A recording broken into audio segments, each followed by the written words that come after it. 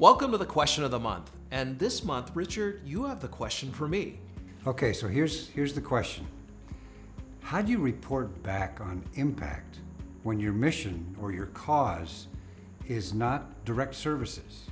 That's a good one because we get this a lot from folks. Well, first, let's talk about this difference between direct services and non-direct services. So direct services are organizations like, feeding people, right? You can quantify that pretty easily. There's a service directly going to them and they're eating and now they're full. All right, so that's one thing. The non-direct services are kind of like an advocacy type of group, where they're not directly doing something right there, but They're trying to change public opinion. yes, they're trying to do that. And so we often get questions from that group, like especially those advocates. Let's say we have an advocacy group for cancer research, Or for conservation. conservation, any of that. So what do? How do they report back?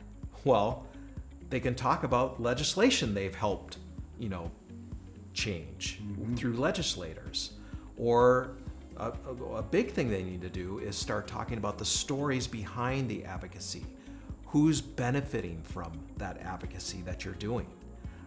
Or the environment, or the animals that you're working on behalf of. Storytelling is really important when you're trying to talk about reporting back impact to donors. And the fact is, even if you don't have anything directly to report back, donors want to hear from you, right? They give you that gift, and they're going to want to hear what happened with that gift in some way, even if you can't pinpoint it exactly. Well, it's about like, what did you actually do? That's right. Which implies, how did you spend the money? That's right. Which is what I want to know. Yes. Or you could be like a new organization who's just starting out, and because we've heard from people like that who say, gosh, we just started out. How am I going to report impact to a donor that just gave me a big gift? We're just getting going.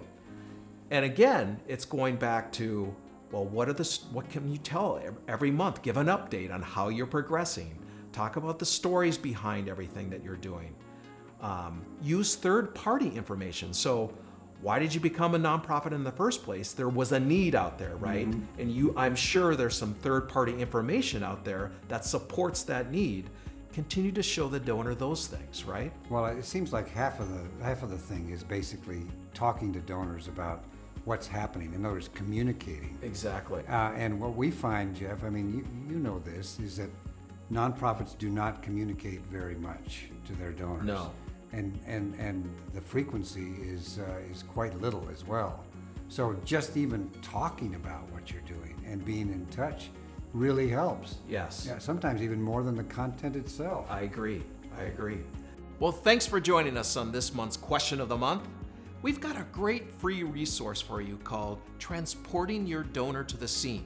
Just go to veritasgroup.com/resources and you'll see it there. Thanks for joining us, and we'll see you next month.